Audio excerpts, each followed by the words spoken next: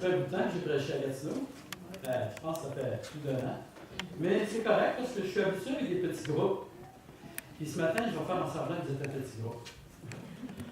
Parce que, vous savez, prêcher, c'est pas juste donner un texte biblique et bien entendu méditer là-dessus, c'est aussi de partager nos expériences qui sont peut-être plus concrètes dans notre époque à nous que ce qui était quand même que les leçons bibliques sont nécessaires. Vous savez, avant de commencer à faire choisir le message, on a cette particularité ou ce privilège de pouvoir lire nos textes bibliques le matin dans le club de lecture. Et cette semaine, j'ai lu sur Juge 18 et 19 et j'ai été un peu secoué à travers ce que j'ai lu là-dedans parce que c'est vraiment, ça touchait le peuple d'Israël. Puis je veux dire, c'est une guerre entre les tribus. Le peuple d'Israël qui avait été mis à part, qui avait traversé la mer Rouge, qui avait passé le désert, qui s'est installé dans son pays. Puis finalement, après un certain temps, c'est la guerre entre les frères d'une même communauté. Puis quand j'ai lu ce texte-là, j'ai dit, ça n'a pas de bon sens que ça se passe dans le peuple d'Israël. Et vous savez, Israël avait répondu à Dieu en chassant les païens de la région, mais pas tous. Puis à un moment donné, ils se sont même associés avec les tribus qui n'ont pas chassé. Et ils sont devenus comme les tribus. Et ils ont fait des choses impossibles à penser qu'ils auraient pu faire. Si on va, je vais vous emmener dans Juge 19, OK? Pour réaliser à travers ces textes-là, puis sauter dans le temps avec aujourd'hui pour voir dans quel combat qu'on fait partie. C'est vraiment un combat, c'est terrible de combat, qui a commencé, on sait, dès les origines dans le ciel. Alors, si on va se promener dans Juge 19, au chapitre 1, je vais vous le lire, mais en même temps, peut-être le commenter, parce qu'il y a des choses qui sont assez horribles. Je sais que c'est pour les oreilles des enfants, c'est sûr, mais Dieu ne les a pas cachées. Dans la chanson qu'on vient juste de chanter, il nous dit que rien n'est caché, toutes nos pensées, qui sont toutes ces choses-là, il veut nous les mettre devant la figure parce qu'il veut qu'on se rende compte qu'on a besoin d'un changement. Et ça, ce changement-là, il n'est pas juste dans l'Église, mais à chacun de nous qui est nécessaire, parce que des combats, on en a tous. J'ai des exemples à vous partager que j'ai vécu il n'y a pas plus qu'une ou 2 semaines, des choses qui ne devraient pas se faire, mais je ne parle pas nécessairement dans l'Église, mais des expériences face à la façon de réagir par rapport à des circonstances qui se sont produites. Puis, on va aller dans le juge, on va voir comment ce combat-là se fait. Dans ce temps où il n'y avait point de roi en Israël, puis souvent ça commence comme ça, si vous regardez le chapitre d'avant, dans le temps où il n'y avait point de roi en Israël, un Lévite qui séjournait à l'extrémité de la montagne d'Éphraïm prit pour sa concubine une femme de Bethléem de Juda.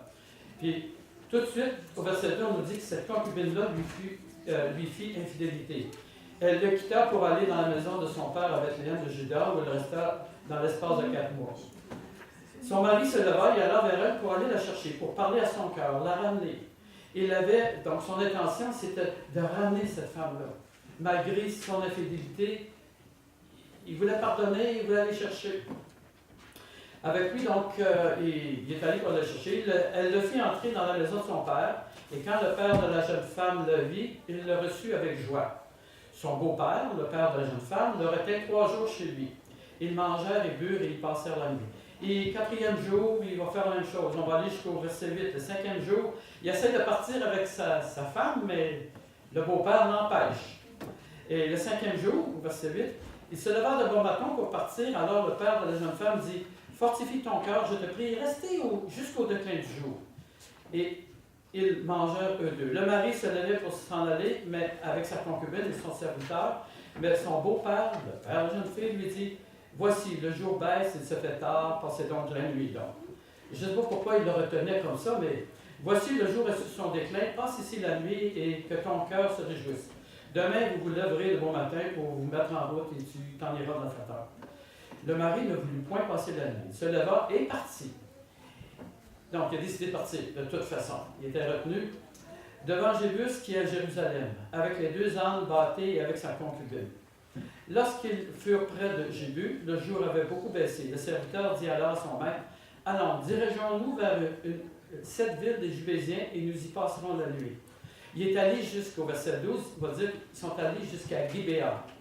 Verset 13, il dit encore à son serviteur, « Approchons-nous de l'un de ces lieux, Gibéa ou Rama, et on va y passer la nuit. » Verset 14, ils continuèrent à marcher, le soleil se coucha quand ils furent près de Gibéa, qui appartient à Benjamin, donc de la tribu de Benjamin. C'est des Benjamites qui sont là. Et ce qui va se passer, c'est que finalement, vous allez penser à quelque chose dans l'histoire qui est arrivé avant ou après, il faudrait que je me mette dans l'histoire. Il se dirige, il s'en va à Gibéa, il rentre dans la maison, il n'y a eu personne qui l'a reçu dans sa maison pour qu'il passe la nuit. Et voici, au verset 16, un vieillard revenait le soir de travailler au champ. Cet homme était de la montagne d'Éphraïm. Il séjournait à Gibéa et les gens du lieu étaient benjamites. Il leva les yeux et vit le voyageur sur la place de la ville. Et le vieillard lui dit, « Où vas-tu et d'où viens-tu? » Il lui répondit, « Nous allons à Bethléem de Juda jusqu'à l'extrémité de la montagne d'Éphraïm, d'où je suis. » Alors, le vieillard, au verset 20, dit, « Que la paix soit avec toi, je me charge de tous tes besoins, tu ne passeras pas la nuit sur place. » On dit dehors. Il les fit entrer dans sa maison, il donna du fourrage aux ânes, les voyageurs se lavèrent les pieds, puis ils mangèrent et bu. Pendant qu'ils étaient à se réjouir, voici, puis là, vous allez faire le lien avec une histoire qui est déjà connue dans la Bible. Voici les hommes de la ville, gens pervers, entourèrent la maison, frappèrent à la porte et dirent au vieillard, « Maître de la maison, fais sortir l'homme qui est entré chez toi pour que nous les connaissions. » Est-ce que ça vous rappelle une autre histoire? Là, à Sodome et Gomorrhe. Absolument. Là, on est à Gibéa. On est dans la tribu des Benjamites. On n'est pas à Sodome et Gomorrhe. Alors, bien, finalement, ce qui va se passer, ce qu'il va dire, il va faire un peu comme là, au verset 24. « Voici, j'ai une fille vierge et cet homme a une concubine. Je vous les amènerai dehors, vous les déshonorerai et vous leur ferez tout ce qui vous le plaira. Mais ne commettez pas sur cet homme une action aussi infâme. » Ces gens ne voulurent point l'écouter. Alors, l'homme prit sa concubine et leur amena dehors. Ils la connurent et ils les abusèrent d'elle toute la nuit jusqu'au matin, puis ils la renvoyèrent au lever de l'aurore. Cet homme va trouver sa femme au pied de la porte, morte. On est dans la tribu d'Israël de Benjamin. Ça n'a pas de bon sens de se passer là, ça a comme... Alors, ce qui va suivre après ça, je vous laisserai le lire. Cet homme qui a perdu sa concubine va envoyer des morceaux de sa concubine dans les 12 tribus d'Israël pour appeler les tribus d'Israël à se venger sur cette ville-là. Et on sait que ça va coûter la vie à 40 000 hommes de la tribu de Jérusalem, d'Israël. Ça va coûter la vie à 25 000 hommes de cette ville de Gibéa qui va être complètement rasée, complètement détruite. Dieu avait donné des ordres au peuple d'Israël quand il était pour entrer dans la Canaan terrestre de raser tout ce qu'il y avait à raser, commençant par Jéricho, parce que toutes ces villes-là, Dieu était allé dans ces villes-là, il y avait leur temps de grâce était terminé. Et il va se servir du peuple d'Israël pour purifier, comme lui est rentré dans Jérusalem dans le temple 2 fois, pour purifier le peuple. Et c'est le commencement du peuple d'Israël, l'histoire de Jéricho et tout ça. Dieu ne voulait pas que le peuple d'Israël se mêle aux nations d'alentour. Nous, dans le temps, dans l'époque dans laquelle on vit en plein milieu des gens qui sont non-croyants. C'est l'Église mondiale, à travers les peuples de toutes les nations, de toutes tribus, de toutes langues. Puis on a un message à proclamer. Mais ce message-là, il est difficile à comprendre parce que, pas qu'il est impossible, absolument pas. Mais on doit comprendre la base d'où vient le péché, on doit comprendre une partie du plan salut pour pouvoir l'accepter. À l'époque, moi je me demandais, avant ma conversion, avant d'accepter, je me demandais c'est quoi tout ce qui se passe. Puis on sait que beaucoup de choses se passent aujourd'hui. On s'entend même à ce que les événements politiques, économiques, tout ça, qui se compressent de plus en plus, les gens vont se poser des questions, certainement, il y en a qui s'en posent des questions. On a des réponses par rapport à ça. Mais il est évident qu'on doit aller souvent à la source. Je vais vous emmener à la source de cette... ça se trouve dans l'histoire de la rédemption, dans un des textes de l'Esprit de prophétie. Dans le chapitre 1er, où on parle de la guerre dans le ciel, on a lu dans l'Apocalypse qu'il y a eu guerre, chapitre 12, il dit qu'il y a eu guerre dans le ciel, Satan et ses anges combattirent contre Dieu. Mais on peut-être ne comprend pas beaucoup ce qui s'est passé. On va aller voir ça. Dans l'histoire du conflit. Un petit peu.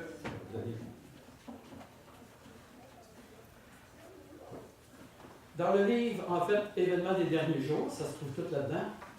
Vous savez, je dis l'histoire de la rédemption plutôt, je vais juste revenir en arrière.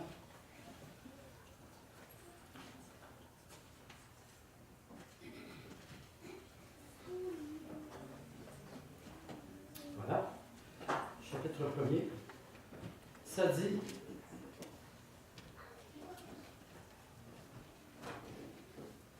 Dans le chapitre de la chute de Lucifer. Avant sa rébellion, Lucifer était un ange de haut rang, dont les niveaux hiérarchiques venaient aussitôt après celui du Fils bien-aimé. Celui qui était aimé le plus proche de Jésus, c'était Lucifer, le porteur de lumière. Son expression, comme celle des autres anges, était paisible et il exprimait le bonheur.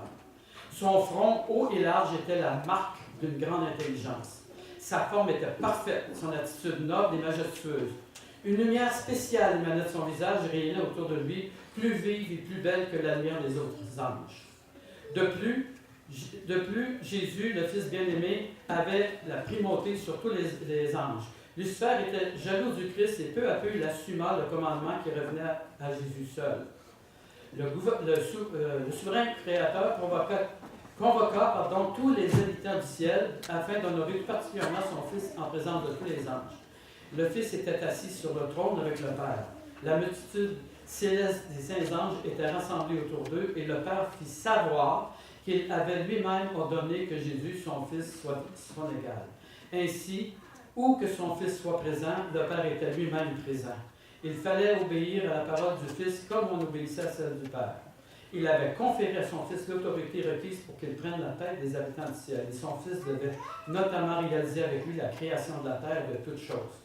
Lucifer était jaloux de Jésus. Il l'enviait. Il a commencé à laisser rentrer dans son cœur les choses. C'est pas un combat Star Wars et tout ça, là. C'est à l'intérieur du cœur. Puis c'est comme ça que ça va se terminer aussi à la fin. C'est tout au long de notre vie, c'est un combat qui est à l'intérieur de chacun de nous.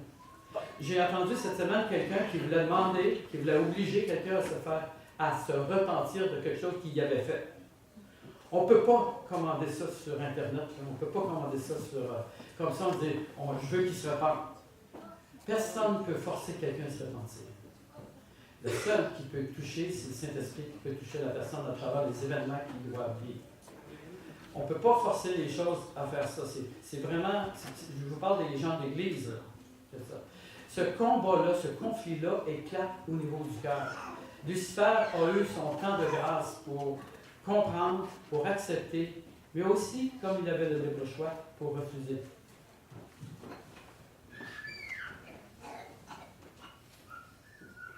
Pourquoi fallait-il qu'on rende hommage à Jésus plus qu'à lui, se demandait. Il a quitté la présence du Père, mécontent et rempli d'envie à l'égard de Jésus. Il a dissimulé ses véritables desseins. Il rassembla les anges et exposant son sujet lui-même. C'est ça, là, quand on dit dans Ézéchiel qu'il a marchandé, qu'il a vendu quelque chose, il a vendu ses idées. Se faisant passer pour une victime, il dit que Dieu lui-même lui avait préféré Jésus, il l'avait laissé de côté, etc., etc. Vous lirez le chapitre là-dessus. Tout ça, donc, se passe ici, à l'intérieur. La semaine passée, j'ai assisté à une personne qui était déjà en détresse, puis on a tapé dessus, il était à peu près 30 dans l'endroit où on était, puis il y en a juste un qui a tapé dessus, devant tous les autres. Et cette personne-là, j'ai senti, en tout cas, pour cette personne-là, c'est comme s'il prenait quelqu'un qui est en train de nager dans l'eau, puis vous lui caliez la tête. Au lieu de le sauver, on lui calait la tête dans l'eau. On lui faisait des reproches devant tous les gens qui étaient là. On l'humiliait devant tous les gens qui étaient là. c'est heureusement pas dans l'église, ça s'est passé, mais moi j'étais présent par rapport à cette situation-là. Puis, au point où quand les gens sont partis, j'ai senti cette guerre terrible qui se faisait entre cette personne-là qui est en difficulté, puis les autres qui se servaient de cette situation-là pour s'élever, pour dire, ben, on a trouvé un coupable, un beau émissaire, là, puis on y tape dessus. Cette personne-là, je pense que, aussitôt que les gens sont, ben, quand ils ont commencé à quitter, je suis allé la voir, il y a une autre personne qui est venue avec moi, on s'est assis avec elle. La personne se cachait le visage, shakeait comme ça et pleurait. C'était terrible de voir ça. J'ai dit, on ne peut pas la laisser comme ça parce que je pense, je ne sais pas ce qu'elle va faire quand elle va partir. On ne peut pas la laisser comme ça. On était là le temps, rétabli, tout ça. Comment on peut faire ça à quelqu'un pour se donner autorité ou tout ça? Que ce soit dans la famille, que ce soit n'importe où, on ne peut pas faire ça. Vous avez lu, les enfants, on a entendu parler du chapitre de Corinthiens 13, et on a fait nos devoirs dans l'école de sabbat. Ce matin, on a parlé, bien entendu, de l'amour vraiment véritable. On ne peut pas faire ça. On ne peut pas forcer les gens à se repentir. On ne peut pas forcer les gens à changer. On disait la seule façon de changer les gens, c'est de changer en autour de nous, c'est de changer nous-mêmes. Laissez Dieu nous changer. Je vous dis ça parce que j'ai eu mon garçon chez moi pendant 1 mois et demi, presque 2 mois. Il vivait des difficultés dans son foyer. Ça ne me dérange pas d'en parler, puis je pense que ce n'est pas plus grave que ça. Mais vous savez, je priais pour lui. Ça fait longtemps que je prie pour les enfants. J'ai presque toujours prié, mais intensément parce que je savais qu'il était pour vivre des difficultés. La façon dont il réagissait, la façon dont ça se passait dans la famille, tout ça. Puis, évidemment, au début décembre, c'est-à-dire, ça a brassé chez eux, puis à un moment donné, il y avait besoin d'un lieu une ville de refuge. Alors, je l'ai demandé de descendre chez moi. Il vit à Edmonton, j'ai demandé, il est venu ici un sabbat. Puis, mais les difficultés n'ont pas cessé pour autant. Mais j'ai eu l'occasion de lui parler, de prier à part, là, mais vous savez, quand j'ai prié pour lui, je ne pensais pas que ces choses-là arriveraient. Là. Je pensais que c'était pour s'améliorer dans sa famille. Mais au contraire, ça remplirait. Alors, mais en même temps, je disais, Seigneur, je suis prêt à accepter tout ce qui va se passer. Si je dois aller le voir chez lui, mais c'est lui finalement qui est venu, mais ça a été une bénédiction qui vient. Vraiment une bénédiction parce qu'il a retourné la semaine passée. Puis, quand tu pries, tu demandes est-ce que les choses se passent bien, et quand elles se passent mal, tu dis, le Seigneur n'a pas répondu à la prière, ou mal répondu, ou je ne sais pas quoi. Non, il avait très bien répondu. Les choses se sont empirées, puis il a fallu qu'il s'en vienne ici. Et là, j'ai pu lui parler, et j'ai pu être très proche de lui, on a vécu des très bons moments ensemble. Il a compris des choses, il est reparti. Bon. Les choses se passent déjà mieux qu'ils étaient avant. Amen. Mais parfois, on peut demander à Dieu quelque chose, puis les choses se passent différemment. Pourquoi? Parce que Dieu veut non seulement que lui voit les choses, que moi, je vois aussi les choses pour moi-même. Lui, il avait besoin de voir des choses pour lui-même. La prière le disait, afin que nous soyons purifiés. Dieu ne peut pas intervenir sans qu'on coopère à notre changement. Il ne peut pas faire ça comme ça parce que les miracles qu'il en a fait, il peut en faire. Et sans ça, il n'aurait pas eu besoin que Jésus vienne. Jésus est venu pour nous le montrer. De quel côté sommes-nous?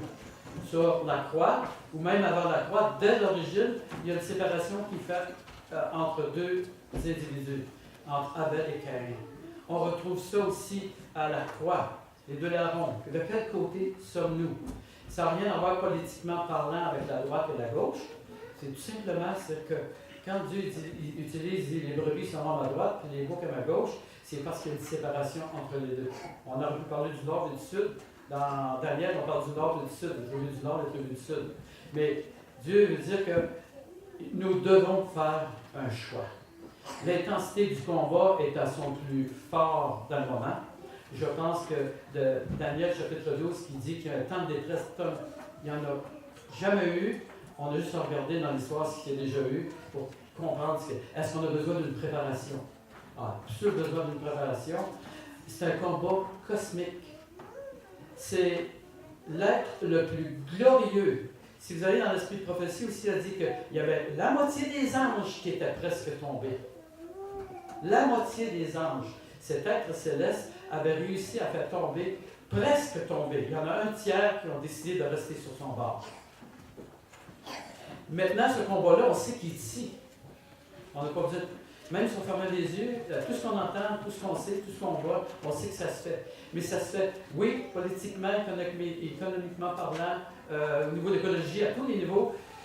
Le diable est descendu vers nous animé d'une grande colère, sachant que tout le temps, aussi, ce lion, un lion enragé, là, ça peut faire beaucoup de dommages. Comment nous, on peut répondre à ça?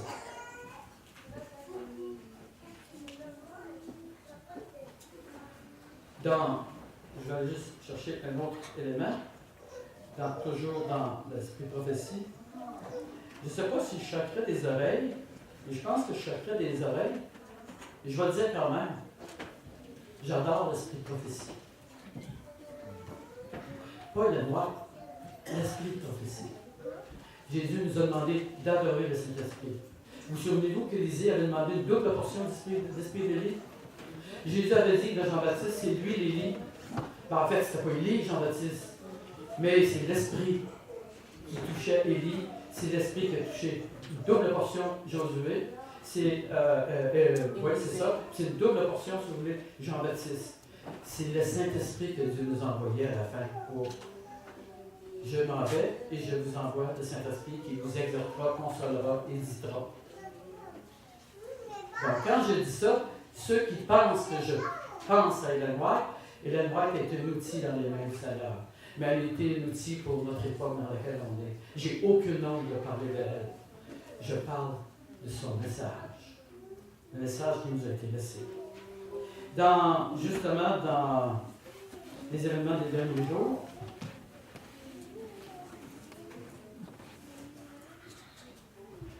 vous savez, on parle souvent du temps de détresse. Hein? Mais avant le temps de détresse, il y a un autre temps. Il y a un temps d'épreuve pour le peuple de Dieu. Et le temps d'épreuve du peuple de Dieu, c'est juste avant la fermeture de la porte de grâce, avant que Jésus quitte le sanctuaire céleste, que l'intercession se termine. Et ce temps d'épreuve-là, que vous le vouliez ou non, il y a des gens qui vont être emprisonnés, des gens qui vont payer de leur vie, leur foi. C'est lorsque la proclamation du message du sabbat, le dernier message des trois anges, qui fait partie du premier et du deuxième. Ceux qui n'ont pas accepté le premier et le deuxième ne pourront pas accepter le troisième. Ce message des trois anges qu'on trouve dans Apocalypse 14. Craignez Dieu, dans le gloire, qu'à l'heure de son jugement, il est adoré celui qui a fait le ciel, la terre, la mer et le sous-sol.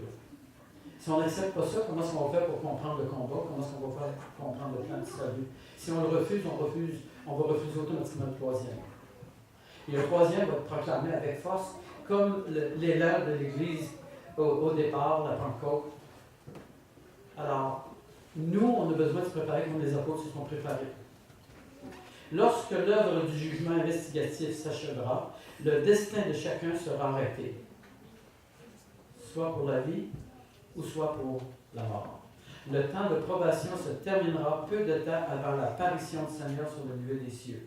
Et vous savez, quand vous êtes dans l'esprit de prophétie, il y a décrit, puis c'est le chapitre sur la question de Lucifer, elle dit comment il va faire son apparition. Il va apparaître comme un ange de lumière. Les gens s'attendent tous à voir quelqu'un avec une fourche, avec des grosses dents. C'est un ange de lumière. Il va faire des miracles.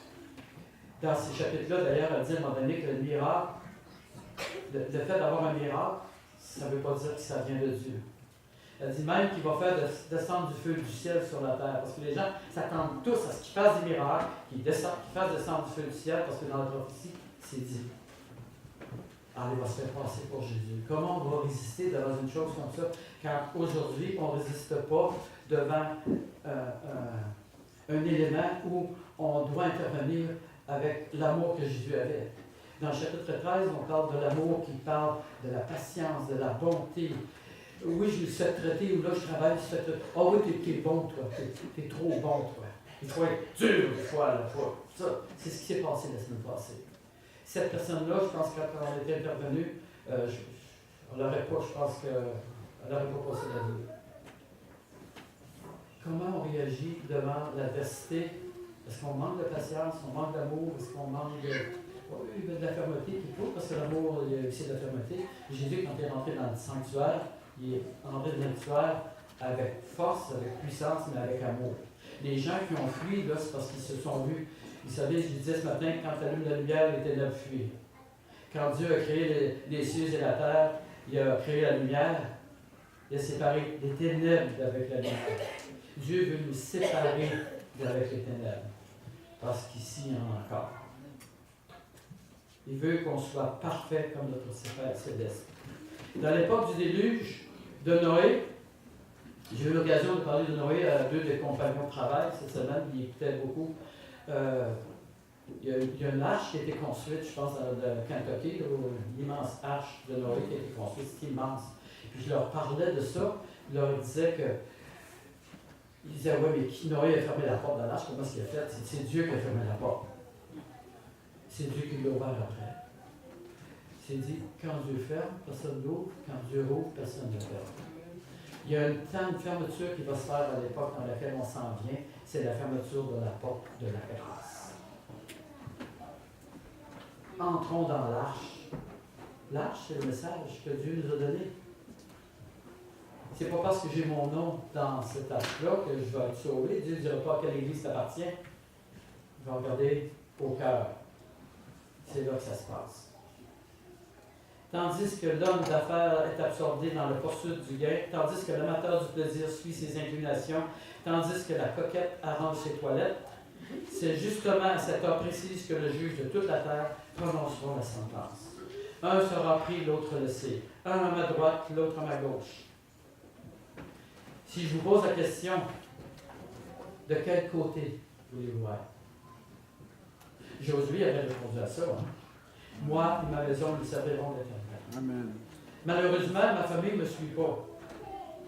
Mais si je peux être un exemple dans ma famille, un modèle d'amour, de patience, l'amour supporte tout, l'amour endure tout, ben, écoutez, ça fait...